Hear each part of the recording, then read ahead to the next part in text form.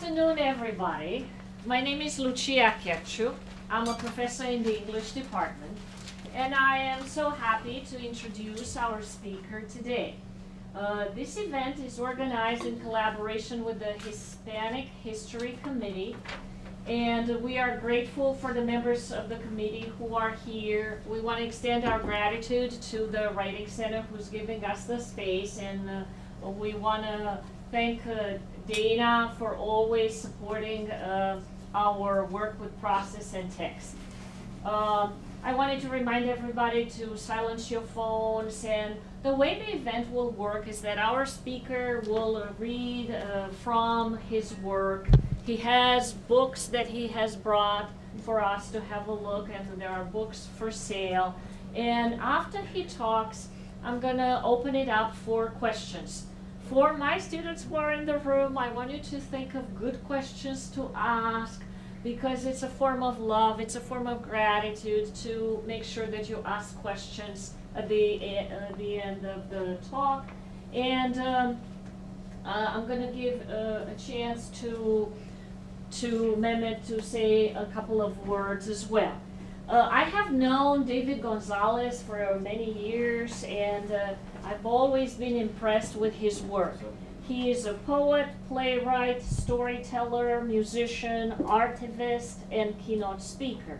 He is a fellow of the Joseph Campbell Foundation and received a Drama Desk nomination for unique theatrical experience.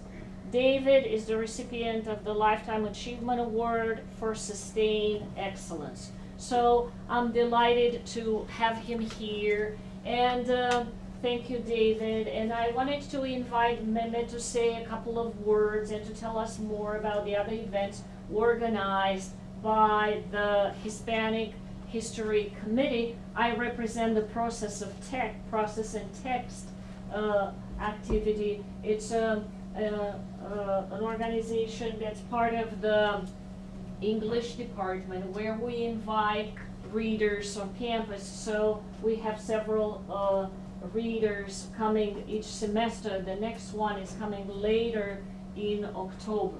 All right, thank you, and here's Mehmet. Hi, how are you all? Thank you for being here. My name is Mehmet Küçüközan. I am one of the faculty members of Hispanic Heritage Month Committee, along with Professors Ornella Masuka and Professor Craig Stokes from Humanities. They're sitting right there. And so each year, of course, we have these events, and we always have an event in collaboration with Process to Text, the noted organization here focused on the process of writing. But I also want to mention before we turn to our speaker, some of the events happening in Hispanic Heritage Month. So, of course, today with writer David Gonzalez, but next week on October 9th in Hudson Hall 404, we're going to have a documentary viewing, Mexico and Peru, A Hidden Race, looking at the history of blackness and race in both countries of Mexico and Peru, and have a conversation around that. It should be really interesting. I will lead the conversation, so hopefully you can come. That'll be from 12:30 to 1:45 next Thursday, October 9th in Hudson 404. The events are also live streamed, so if you can't make it, you can also view it online. And then October 16th, we're going to have a talk by a doctoral candidate, Caitlin Fanning, who's doing her research in Spanish linguistics at the University at Albany SUNY, and she's going to be talking about her research, but specifically how Spanish has evolved in Central America. So hopefully you can come to that. Again, the speaker is Caitlin Fanning, and this is going to be Hudson Hall 404, 12:30 to 1:45 on Thursday, October 16th. Tuesday, October 21st, in the Residence Hall in the evening, Son Jarocho, a musical band, will be performing in the atrium from 7 to 8:15 in the Residence Hall on Tuesday, October 21st. That group is called Son Pecadores. They play a type of traditional Mexican folk music with dance, so hopefully you can come. It'll be fun, and you might learn a few dance steps if you want to, right? So to participate, so try to come to that. That'll be a lot of fun. And then our last event to celebrate the closing of Hispanic Heritage Month with the Conjunto Los Chachos. This is a salsa band. They'll be performing salsa standards. Incredible musicians. This will be, again, Thursday, October 30th, outside in Washington Circle, weather permitting. If not, it'll be in the cafeteria from 12:30 to 1:45. And that should be a lot of fun. And hopefully, you'll try some of your salsa moves, right? Show some of the people who are particularly into salsa can show some of the moves while they're performing. That would be great. Okay, so look forward to seeing you there. It should be hopefully a great day, beautiful day like today, and with sunshine. It'll be a lot of fun. So without further ado, David Gonzalez. Thank you. Applause, applause.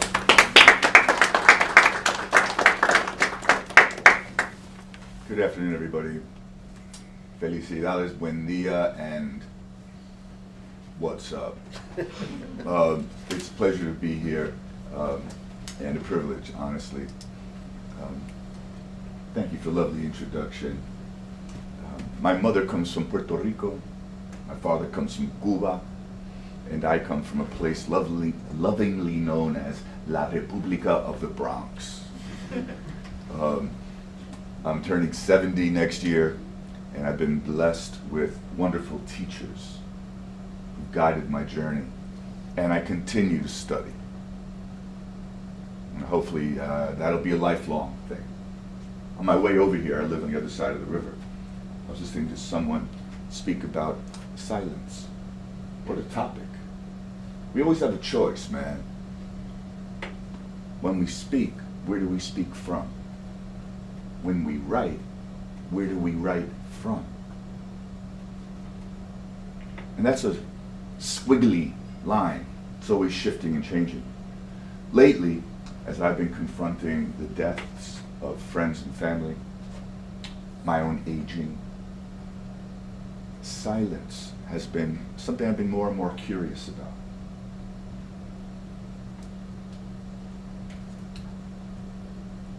And we always have that choice.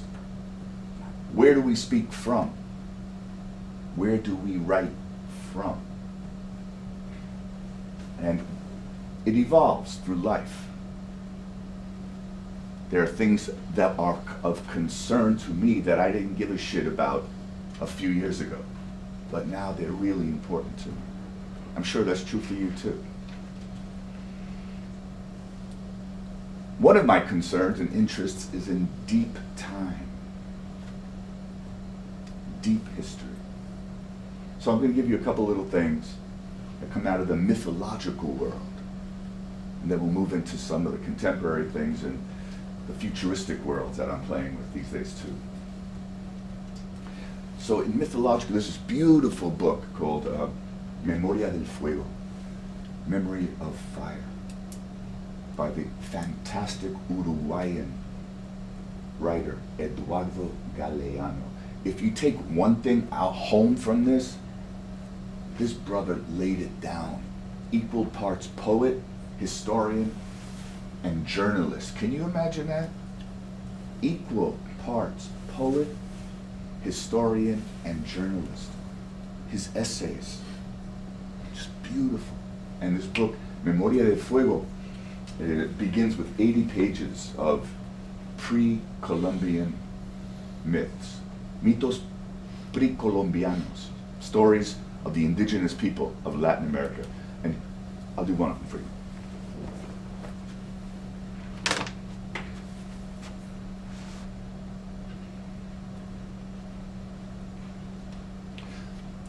No boy could swim like he. He would dive into the flow, paddle wildly. He could hold his place against the rush of the spring waters. And no kid could run like he. He would bound over the fallen tree trunks, scramble through the bramble, bound over the boulders. They said if this kid chased the setting sun over the horizon to the west, he would return at sunrise from the east, and in his hand would be a ball of fire. And when he was 13, he was ready for the tests of manhood. They tied him with leather straps to keep him still for 9 days de ayuno. 9 days fasting. Day 1, he stayed with the strength of youth. Day 2, he stayed with the love of his mother. Day 3, he stayed for the pride of his father. Day 4, he stayed to be a man. Day 5, the kid was silent. Day 6, the poor boy cried. Day 7, he fell asleep.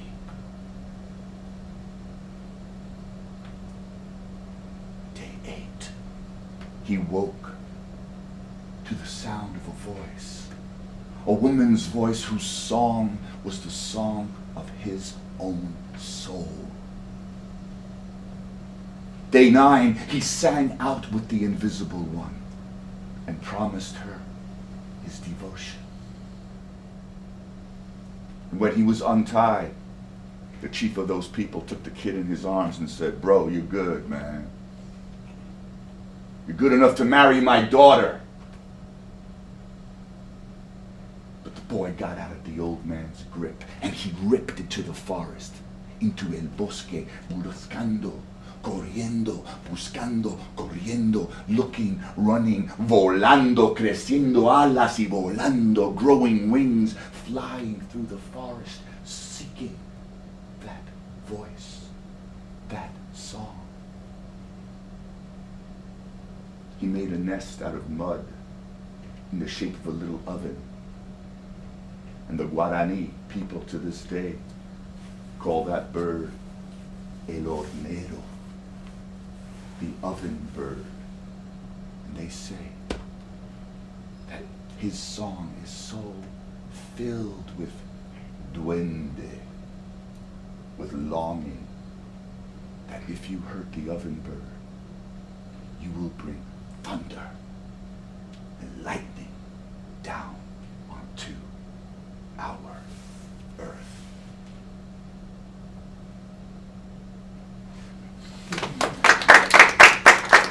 What are we talking about in this ancient myth, pre-Columbian? What do we say pre-Columbian? What does that mean? Somebody help me.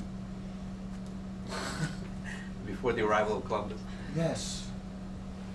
Another fantastic book I read last year called 1491. Anybody hip to that book? 1491. If you're interested in what was going down here before the colonial era, read 1491, a scholarly study, beautifully written, about the rich, complex cultural life that was everywhere. I didn't do a land acknowledgement. Let's just hold space. We're standing on ancestral land.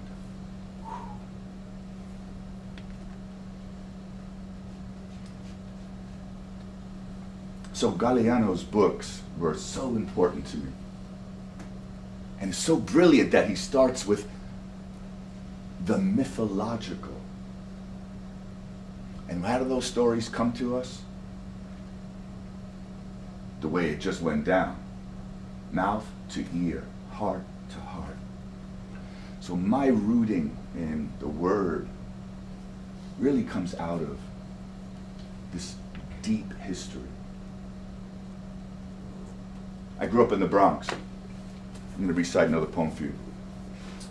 My parents were divorced when I was 3. Thank God. Because my dad was good at fathering, breeding, but not so good at parenting. My mother used to tell me this story that, because I lived in Cuba as a baby. And she told me this story that one of my father's uncles, his name was Aníbal, like Hannibal, like, what's that movie? Hannibal Lecter? Yeah. What's that movie called? Silence of the Lambs. Like, yeah, but not like that. But yeah, that name. Aníbal. Hannibal. And he was a santero. Anybody know what that means? Witch doctor. Come in? Witch doctor. A witch doctor. Interesting word, man. A witch doctor. Wow, I get negative connotations. Santero is also like a celebrant, a priest. in the Yoruba traditions as they are expressed in Cuba, Brazil, and in other places, right? And my uncle was a practitioner of this faith, this belief, this worldview. And my mother tells a story, because I had no history from my father, zero, because he was not only divorced, but he split, gone, didn't see my dad for 10 years. Anybody lived through this kind of craziness? My brother over here? Like, where the fuck? Is it okay to, I'm sorry, this is the way I am. Anyway, so my mother tells a story about how I was placed as an infant on a table, and feathers and incense and cigar smoke and incantations in African languages were given to me as a blessing. And she was always creeped out by this, you could imagine. She grew up, she's Puerto Rican, but she's from the Bronx. And she's like, ah!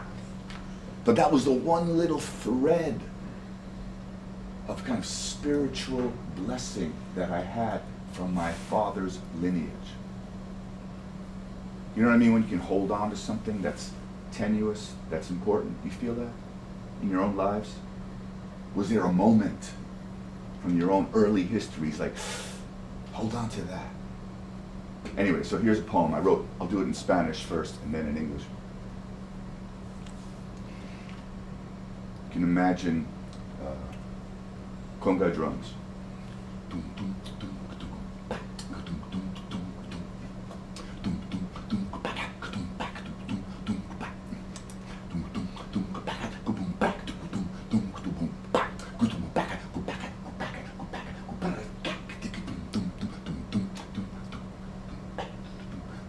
Tío Aníbal, eres blanco y negro santo,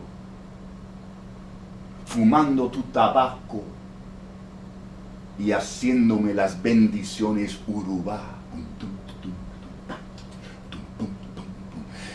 Me metiste el egua y changó con tus humos y tus cantos, y hoy los celebro.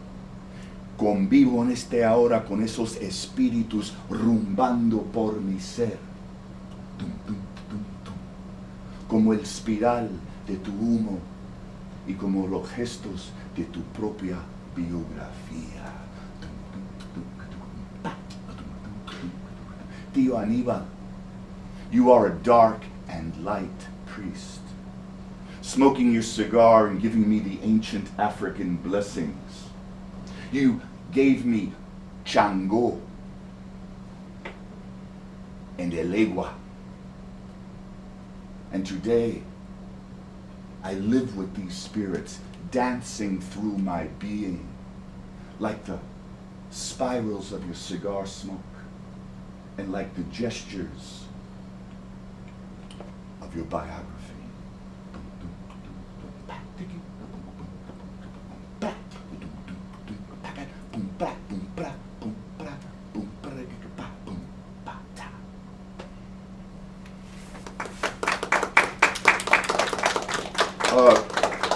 Let's break this house open with some real applause. One time, please. Not for me, just to make some noise in this here sucker. Let's open the space up with some love and some energy, people, for all of us. How do we connect to our past? How do we live into our moment? How do we dream into our future? What is this thread? What is this soul thread, this line that we're living? I've been working on a project for 7 years called Space Time. How many of you are into astronomy? This is a collaboration with Dr. Luke Keller, professor at Ithaca College. Worked for NASA. His specialty is in researching the formation of planetary systems. The other collaborator is Alvaro Domene. Any of you guitarists out there? Anybody play guitar? Alvaro is like one of the sickest guitar players on the planet. I kid you not. He's got 15 albums of out freakazoid music, okay? And I've been writing the poetry to tell the universe story. Space-time, the universe story, and our place in it. One of the first poems in space-time, and you can look it up, it's spacetimeshow.org. One of the first poems in it goes like this, real short.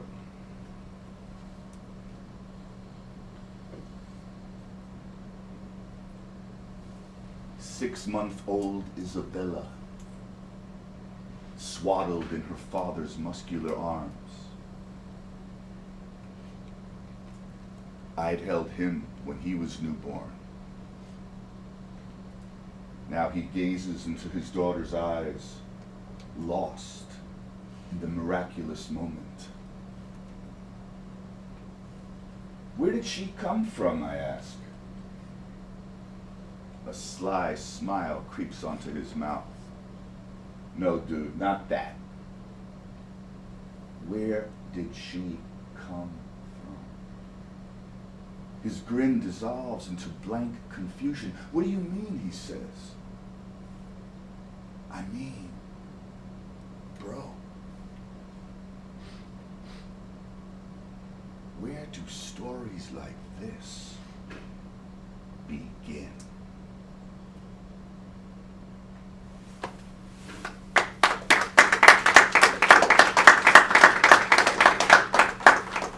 So, I mean, these are the questions we ask ourselves. We are born out of deep time. I was doing a project, it was an all African-American project. I was the only white face in this thing. I was the director of I wrote a, anybody know who Jesse Norman is? Was? Oh my God. Who's the greatest singer you know? Michael Jackson. Michael? Okay. Who's the greatest singer you know? Come on. Dylan. Who? Bob Dylan. Who said that? Dylan? The greatest singer? Yes. Poet, maybe, but singer, Lord have mercy. Love Dylan. Jesse Norman was the most celebrated opera singer of her generation. She died 10 years ago.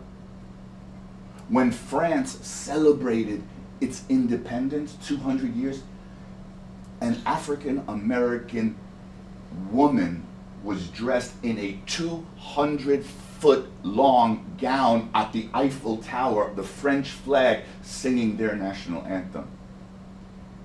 That's who Jesse, opera, anyway. I got a call from her manager to write a script for Jesse. And worked on this whole project. She died in the middle of it. Anyway, so I'm on a Zoom call during the pandemic, man, and I'm the only white face. That morning, I got my DNA done. My results from my DNA. Anybody got their DNA? Some surprises in that shit. Okay, number one, everybody always told me that there was no more Tainos or Caribs left. Those are the indigenous people of Puerto Rico, Cuba, Santo Domingo. Hell no, 6%. Thank you. What? 4% from Mali. Where's Mali?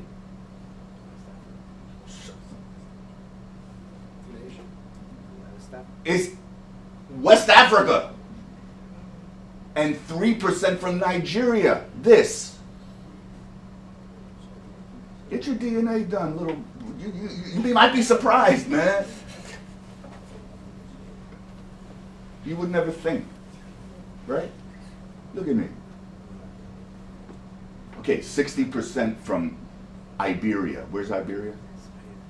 Spain, Portugal. Anyway, so I'm on the Zoom call, and rehearsing and all this, and I say, my people, I finally earned a place at the table. And I put the PDF of the results. Where does the story begin? Where does your story begin? ¿Dónde empieza tu historia? Where do you mark it? James Baldwin. Somebody tell me, who's James Baldwin? Very incredible writer, social activist, public intellectual. Okay, please write this name down.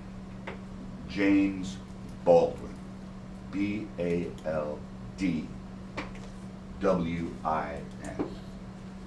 If he was still alive, he'd be 101 today.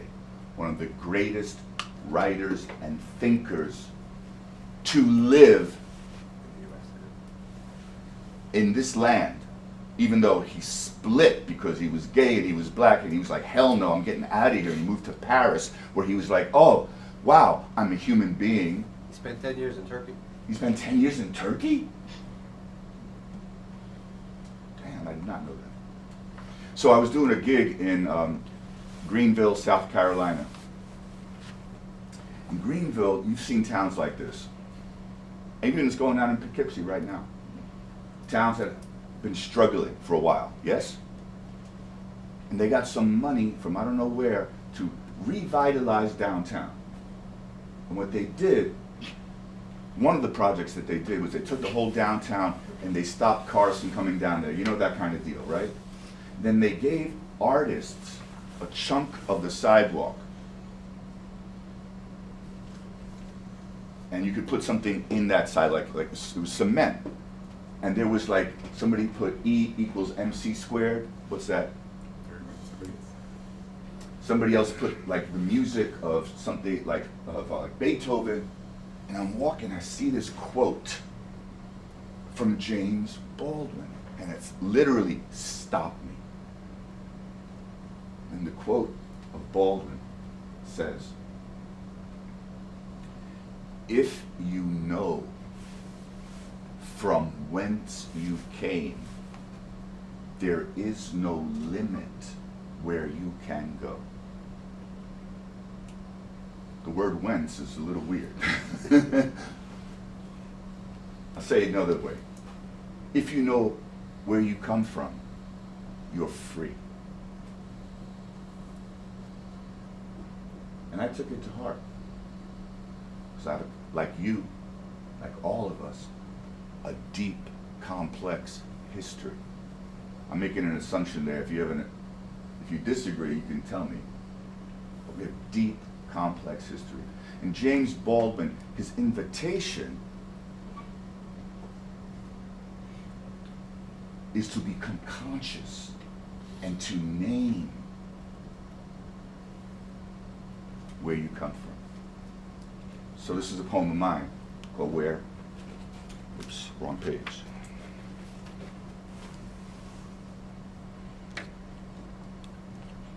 It's called I Come From.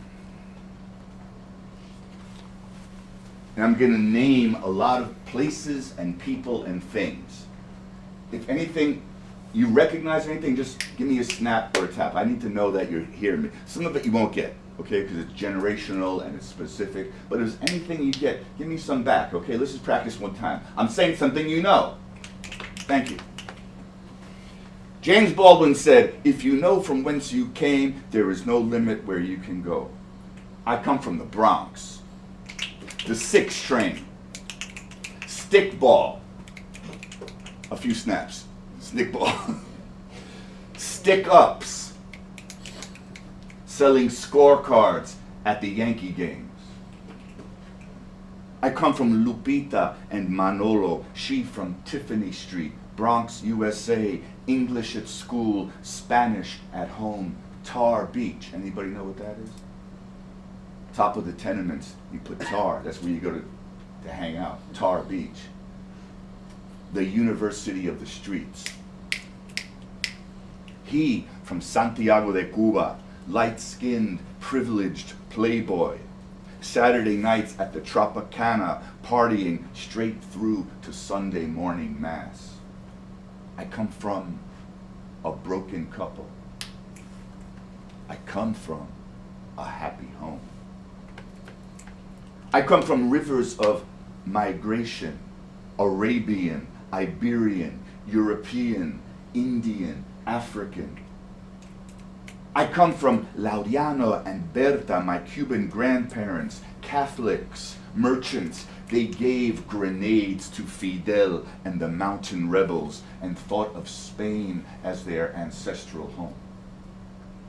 I come from Rafael and Lupe, country folk from Puerto Rico, a barman and a seamstress who landed in the Bronx, survived the winters and pieced pennies together to buy a car, to buy a house, a life, a dream. She, broad-nosed, brown-skinned, he, broad shoulders with a shock of jet-black hair. I come from Coltrane. Somebody please snap your fingers. Oh my God, is that all? Write this name down. Oh my God, please. John Coltrane, C-O-L-T-R-A-N-E. John Coltrane. Master musician, master spirit. Those of you who are listening to music, It's like the 27-minute tracks, right? he's got everything, man. Coltrane started in straight ahead and he took it to the stratosphere. Coltrane's one of my great, don't get me started, man. I'm gonna start to cry out here. Listen to Coltrane, John Coltrane. Listen to his version of My Favorite Things. Very, very light. John Coltrane, My Favorite Things. Or listen to him with the Miles Davis Quintet. Yeah. You ready to have your brain and heart blown open? It's easy. I love Supreme. Yes! Okay, I know I already got a couple of snaps on that one. I had to stop. I come from John Coltrane. There's a lot of other names on, but literally in the text, what does it say? Sorry, Wes. No, top line. I come from Coltrane. They love Supreme, yeah. It's there. It's one of his more famous tunes. I come from John Coltrane, from West Montgomery and Jimmy. Who's Jimmy? J-I-M-I? Hendrix. Hendrix. I come from Leonard Bernstein and Bach, from Machito, Tito Puente, Larry Harlow, the Fania All-Stars. How many of you are into salsa music? Oh, come on, please. Ooh, I come from Alvin Ailey. Who's that? Yes. Oh man, Alvin Ailey, write this down. Alvin Ailey Dance Company, please write this down. This is right in your corner, man. This is down the block. These are wisdom. This is the Alvin Ailey Dance Company. Please, please. This is wisdom knocking on your door. Alvin Ailey. Okay, I'm just gonna keep rolling. I come from, snap if you got any of this. Hieronymus Bosch, Goya, Kandinsky, Picasso. I come from Rumi, Tennyson, Galway Kinnell, Miguel Algarin, Sekou Sundiata. Oh my God, how many of you like to write? You're in the Writer's Center. Write this name down. Sekou, S-E-K-O-U, Sundiata, S-U-N-D-I-A-T-A.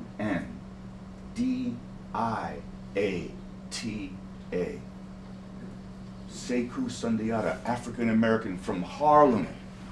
One of the greatest poets and inspirations to me, man. His spoken word stuff. Whew. And he hooked it up with, like, seriously, like, musicians. He's just crazy. I'm getting derailed here because I'm living all this all over again. I come from Joseph Campbell, Eduardo Galeano, Abraham Maslow, Robert Johnson, Maxine Greene. I come from teachers rooted to the earth, hearts with the people, minds filled with possibilities. I come from saints and sinners. Each left their mark. That's only one person to snap in here? Got any sinners in your past? You should be doing a whole rumba right now, man. I come from saints and sinners, each left their mark. I come from generations of dreamers. I come from the 60s. Those bell bottoms rang out with love between my brothers and my sisters all over this land. Help join in if you like, man. I come from being a Catholic, then a yogi, then a clairvoyant, then a nihilist, then a mythologist, then a phenomenologist. Yo, now I just want to keep breathing. I come from the past. I come from the future. I come from the soil, from carbon atoms, from electrons orbiting at light speed, from the graceful trajectories of quarks and uncertainty. I come from the snap of a finger long, long ago.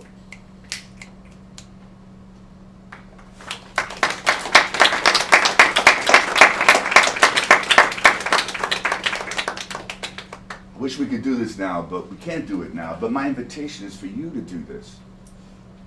Heed the calling that James Baldwin dropped on that sidewalk, man. If you know where you've come from, when we know where we come from, we are liberated. So, I get gigs, like today, kind of, like Hispanic Heritage Month. And I love my culture. Yesterday, I had pernil, arroz blanco, frijoles negro, plátano maduro, little cebollita encima, and a beer. For 10 years, I toured with a salsa band, telling stories and doing poetry with killing salsa players, like the best in the world. The show was called Sofrito. We did it on this campus years ago. It toured 44 states. So that's salsa music. Teach you that little groove. You know the clave? Clave, say clave. Clave, think of a key.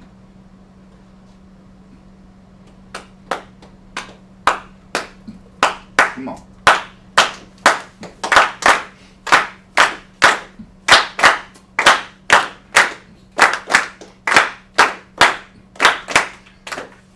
Did that music start in did that beat start in Puerto Rico? No. No.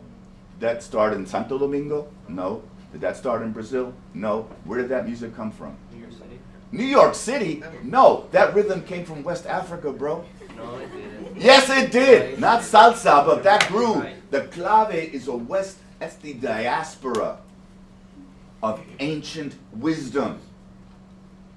I don't know about you, man. When I hear James Brown or if I hear Kendrick, I'm hearing ancient wisdom.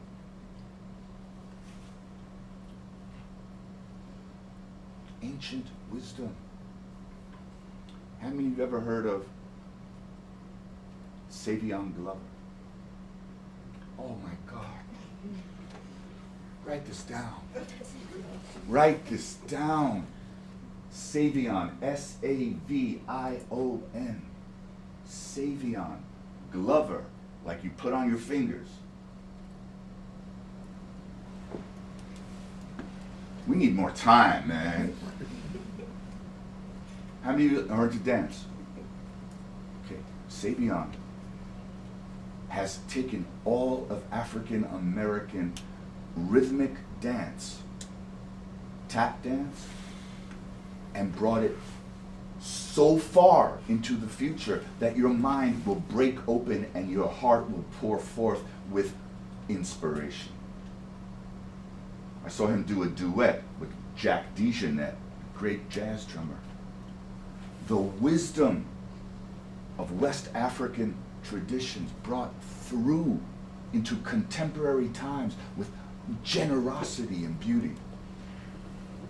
And I got to play with some of the great salseros. Larry Harlow, Joe Motoro, Adalberto Santiago, Bobby Sanabria, Chembo Cornier, like all these cats. This little white kid from the Bronx, man, it's like, damn. When we know where we're from, we can become free. Is that the time? Yeah. Oh, so we've done it, what time? At 1:45. Oh, we have time, that's good. Let me pause, because I want to go into a whole nother chunk of things, but any questions or comments or reflections? Yes? From the way you talk, correct me if I'm wrong, but you feel like very spiritual. Did you grow up around others who were also spiritual?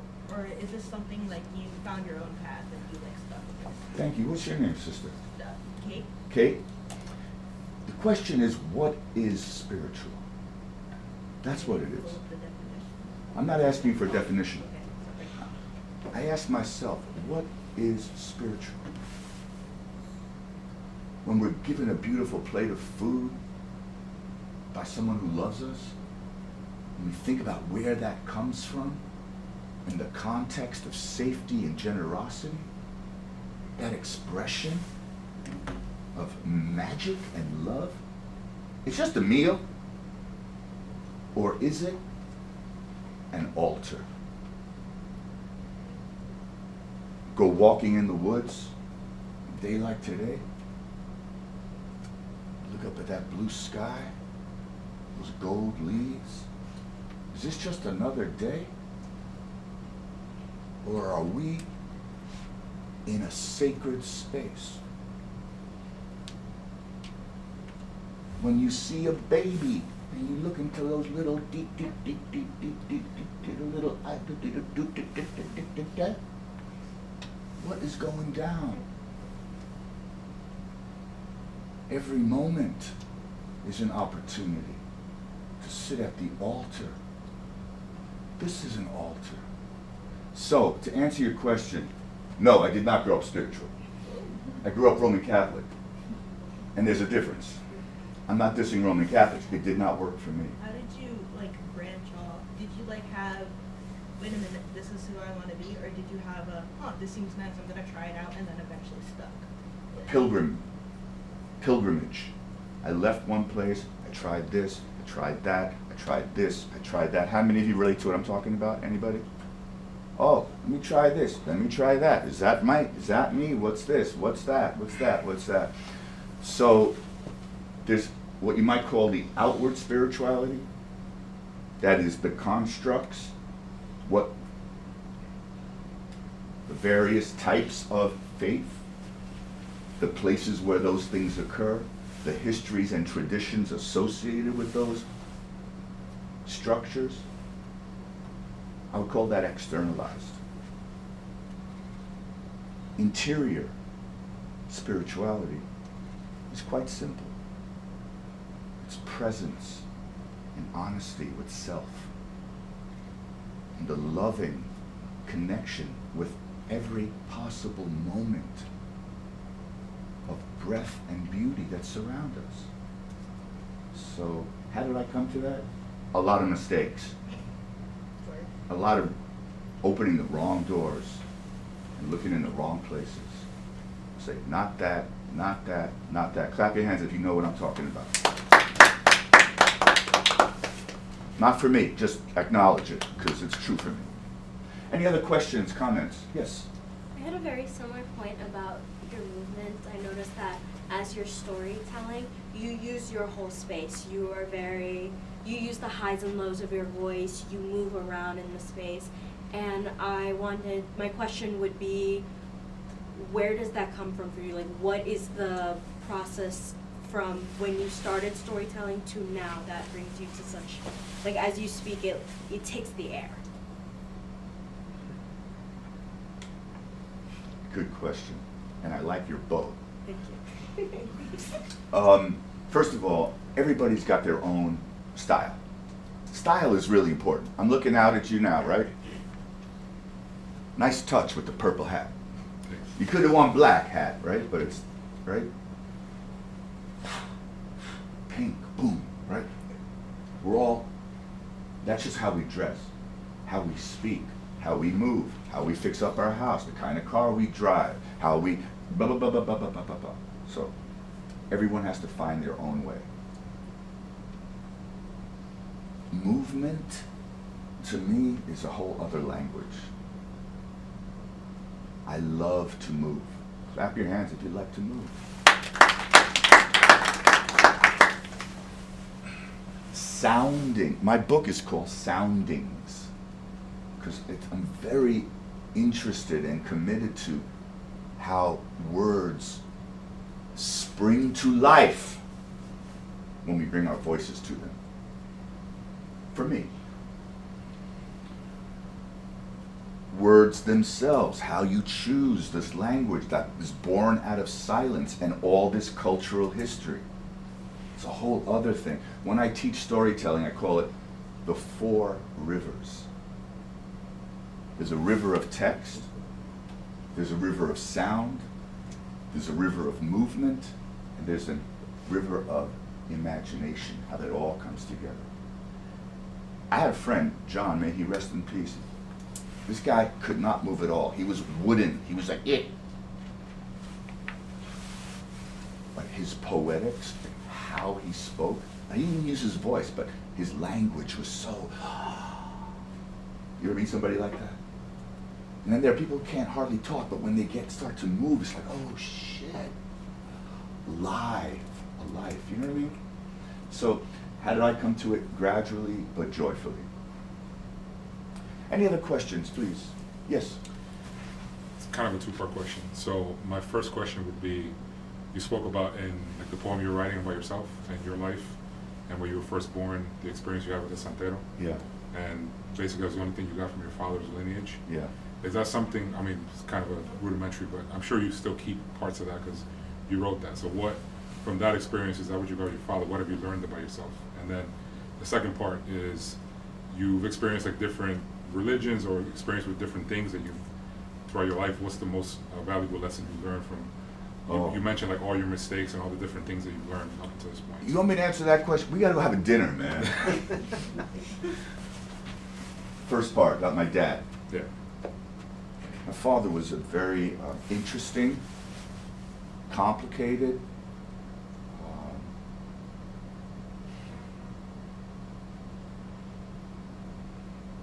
brilliant, difficult human being. I found my father when I was 15. Any of you estranged from a parent ever? I sought him out. I found him. And shortly after that, my older brother came. We found him in Miami. And my brother was like, no. And I was like, yeah, kind of.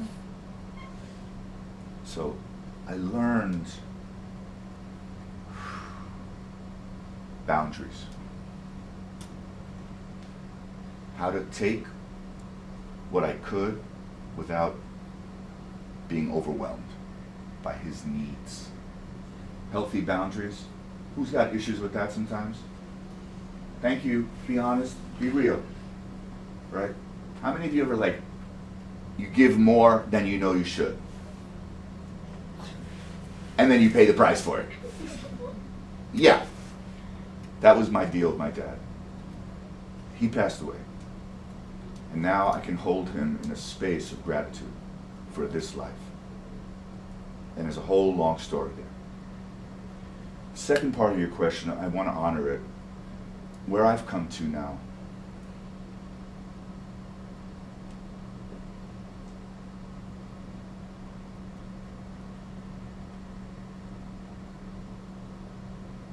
I'll just read you something.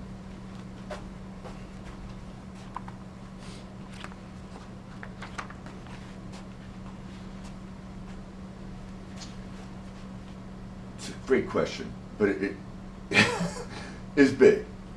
Let me just read you something. This is the first poem in the book. It's called All Aboard, and it's participatory. Okay, so let's warm up. It's about a choo-choo train, okay? So if I go like this, give me a woo-woo. Try it one time. Woo-woo. That's weak. What the fuck?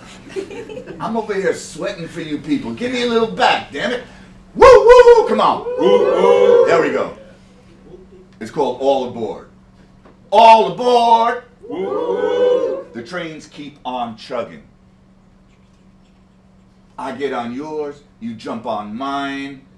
There is no destination listed. Just the track laid out in front of us, disappearing at the next turn or over the next hill. Woo-hoo. There's no guarantee of a smooth ride, only that we will move along. Some passengers hop on for a short stretch. Others stay on, their heads resting on our shoulders from all those stories. A marching band stomps down the aisle. Then a swashbuckling pirate. Then 3 little girls in yellow sundresses. All come, all go. All come, all go. The world passes by. The train moves on, going who knows where. In circles, to heaven, to nowhere at all. I am there. You are there. Our heads bobbing, wide-eyed to it all. Our fingers intertwined.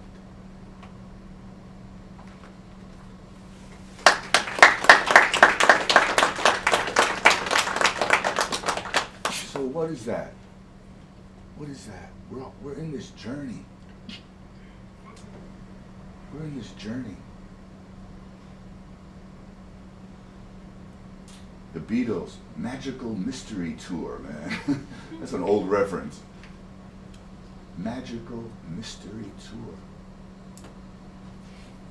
How many of you ever had feelings for somebody not of your birth tribe? Come on. What does that even mean? Birth tribe? I mean, like, look like you, same religion, blah, blah, blah, blah, blah. Like, or whatever, gender, anything. Feelings for somebody who's, like, not typically associated with what you might think you... Love kicks identity's ass.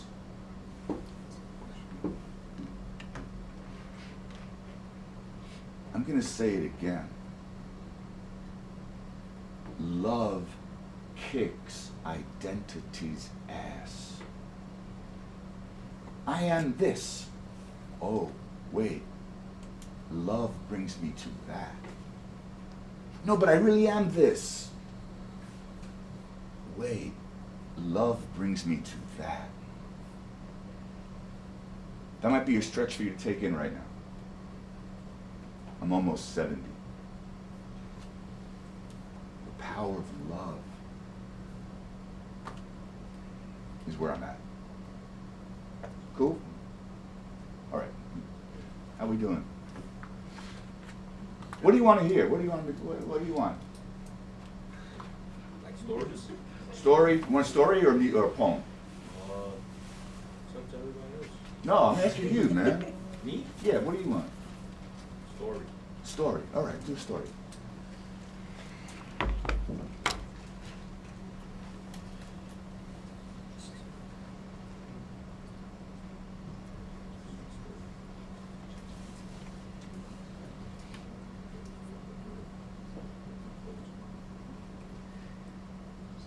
This is another one of those pre-Columbian myths from the Guarani, just the way it sounds. Indigenous people on the southeastern coast of Latin America, what we call it now, all the way down to Argentina. And ooh, look at that! Look at that! Look at that! Look at that! Ooh, look at that! When he was just a little man, I'm telling you a story and you're not even listening, man. Listen, Jesus. I'm gonna address you more directly. when he was just a little 1-inch worm, his father hunted with tiny arrows so that his squirmy little son could eat the hearts of songbirds. And with this melodious feast, the boy grew. And when he was a snake as long as my arm, his father hunted with the big arrows.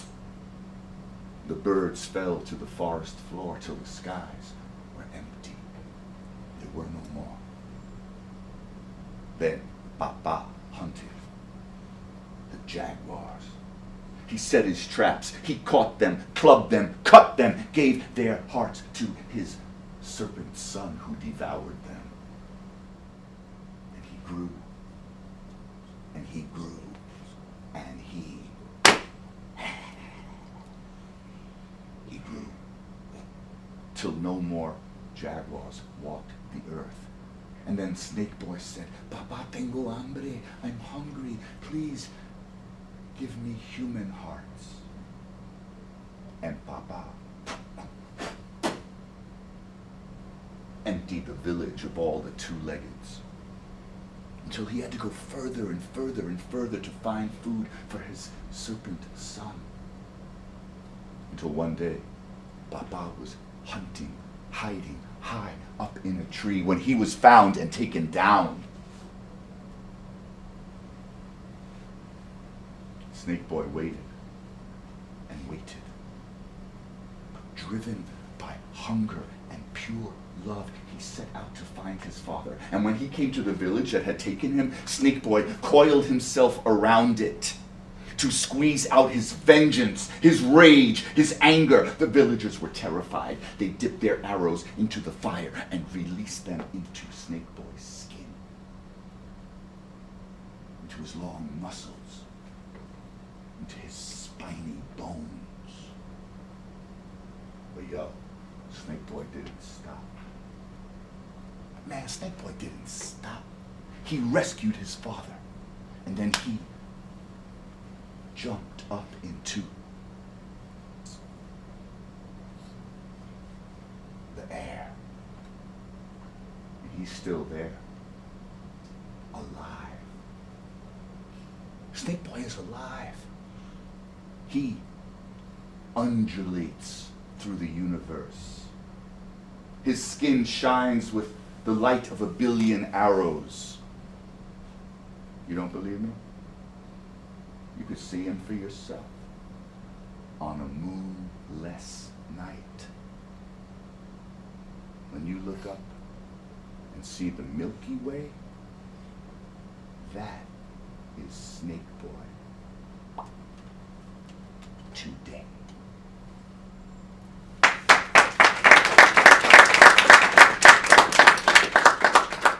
What is going on in that story? Is it just a story? No, man. There's wisdom embedded in it. What is the wisdom of that story? Talk to me. R.P. Pops. Say what? R.P. Pops. R.I.P. Pops. I don't understand what that means. Rest in peace, Pops. Oh, R.I.P. Pops. He rescued his father. Oh, he didn't die? No. Oh, so He rescued his father and jumped up. This is an ancient myth. What's the teaching in it? What is it saying? Somebody help me. I think it's saying power of love could do anything. Thank you. Thank you. Power of love. For whom? For a son to a father. And where is it written? Where is that story written? It'd be technically in the stars. It's technically, absolutely in the stars. And do they ever go away? Hell no. It's eternally written wisdom. This is a legacy of our indigenous ancestors. Yay. Questions, comments? Anybody? Yeah.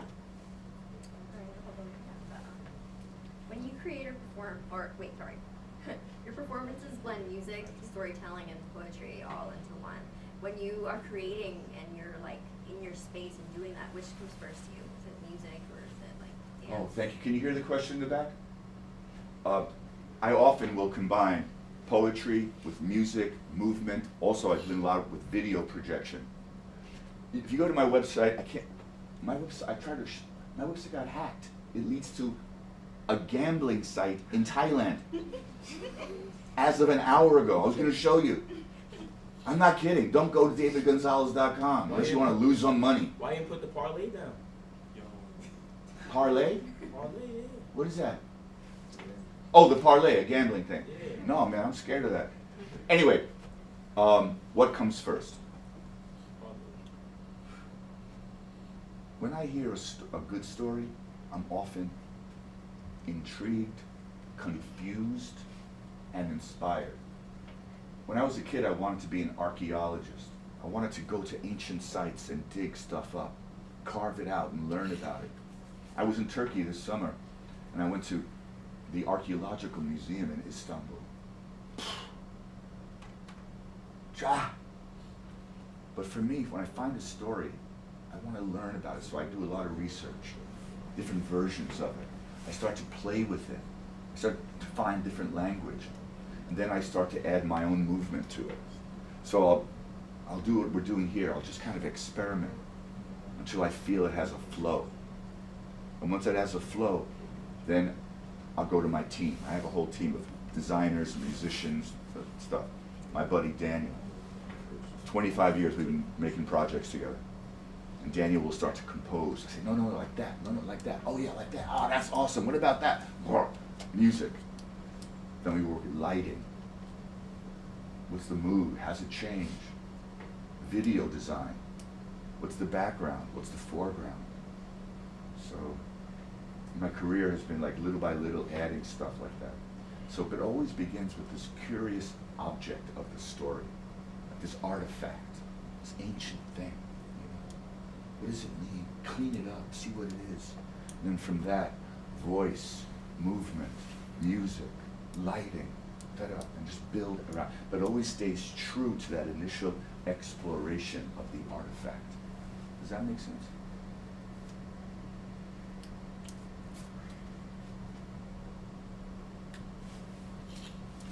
When did you like realize that you wanted to become a writer, poet, and a performer? Like, can you trace back if there was a specific moment, or like kind of like you had that light bulb moment, or yeah. Was it a piece of work that really like drove you down? Like the first one. We have to have dinner, man. It just has to happen. I don't know if you noticed I have long fingernails on my right hand. Anybody know why? The guitar. It's my first instrument.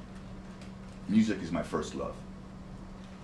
I have an undergrad, a master's, and a doctorate in music therapy. And so I spent many years bringing music to folks who were hurting. Visually impaired kids, pediatric hospice, psychiatric hospitals, alcoholism centers. I just did a lot of in-the-street work with creativity. But I always had a longing. That's one of my favorite words. In Spanish, we call it duende. This, what do you, that, you know what I mean? That reaching, for the stage. I want to be on the other side. And so, I remember going to see a show. It was a beautiful show. It was a comic. It was a comedian. It was like just juggling. It was a thing. And I felt sad. Any of you ever feel this? Like you see the thing you want to do. It's like, oh. Can you relate to that? Yeah? It's like, oh. I have to curse a little bit. It's like, fuck. I want that. You know what I mean? That's what I felt like. And I was married at the time, and my wife was really brave and courageous. And she was doing her thing. And I was like, I watched how she did her world. And she really helped me to take that, that sinking, and use it to come forward. So, it's a long story. but there was a moment where it was either a collapse or a commitment. Do you relate to that? What are we going to do with that longing? Right? What are we going to do with this duende? Write it out, move it out, do something with it. We only have a couple of minutes left. One last question. I want to leave you with a poem. Anybody at all? Yeah. We'll go quickly. 1 and 2. So this is not a home thing, but like if like you couldn't do any of this, what would you be? Like if I you tell were to you, have a I know job? exactly what I would be. I would work at a national park, as remote, as far away, just like taking tickets, or like, as I'm getting older, caring for the earth, being connected to the timeless beauty of the planet, and caring for it becomes a higher and higher value for me. I've done a lot of social work, I've done a lot of cultural work, I've done a lot of inner work. What I want to do is take care of the house, this blessed place. Check out Space Time, the show. I would love to bring it here. I don't know if we can bring a show here sometime, but Space Time, deep history, and the whole thing is grounded in, we can, once you know how empty space is, and also the impossible to comprehend fullness of space at the same time, the miraculous truth of having a habitable planet that has given rise to intelligent creatures, except for a few who we're not going to talk about today on this beautiful day. You all know what we're talking about.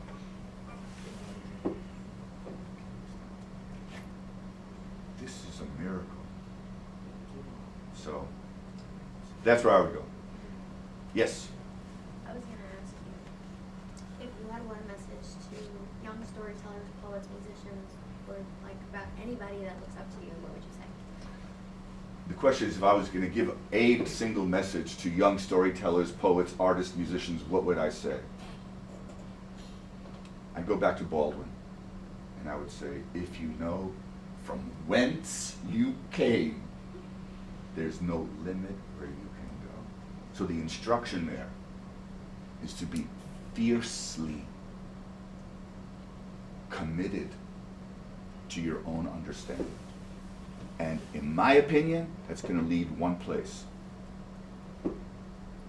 Heart, soul. Whatever that means. Okay? And once you're connected to that, and your creativity, your purpose, your passion is empowered. All right, can I read you one more and we'll go home? All right, cool. You have 3 minutes. I only have a few books. I'm going to donate one book to the Writing Center, and then and I have a couple of books, and I'll take whatever donations work for you guys. I only have a couple of copies.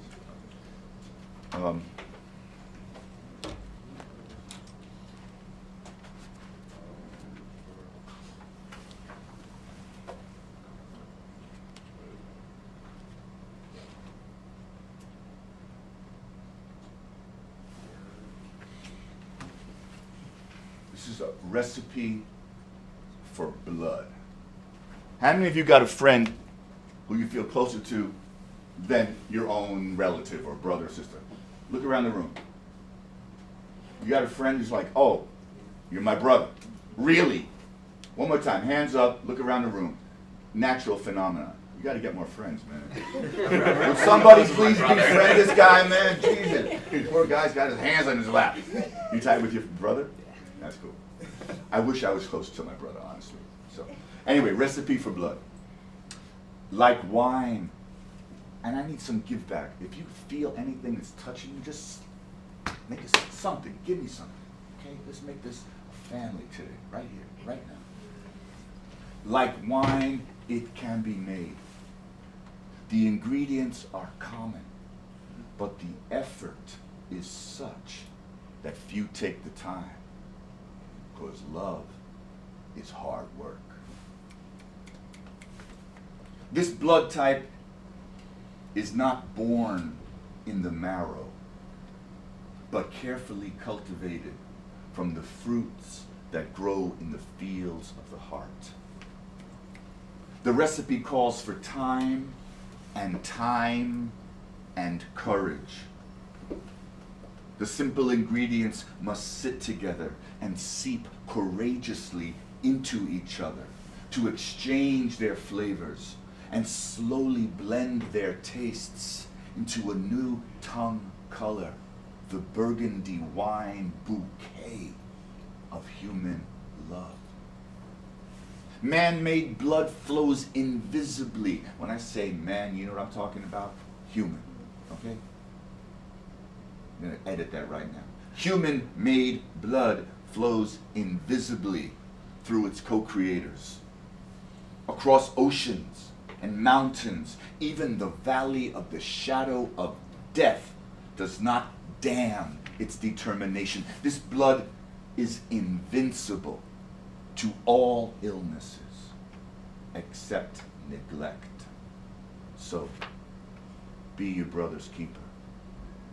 Be your sister's keeper. Be your brother's keeper. Be your sister's keeper. For this blood is the true wine. And when we are drunk with its flavor, we simply stumble upon the path of wisdom. Be your brother's keeper. Be your sister's keeper. Be your brother's keeper. Be your sister's keeper. Be your brother's keeper. Be your sister's keeper. Be your brother's keeper. Be your sister's keeper. Thank you very much. Thank you, Lucia. Thank you, Mehmet. I'll hang out if you want to hang out. Oh my God, I have a really important phone call in 15 minutes. But if anybody wants to say hi or make a donation to a book, I'm happy to do that with you all. Thank you. And I wanted to ask the students if you could help us to put some of the chairs back, especially these ones that are simple, the metal ones, to put them on this side, to stack them up. Can you help us? Chris. We can do it Good And if together. you want also a copy of Hispanic Heritage Month brochure, please take one. I have them up here. Feel free.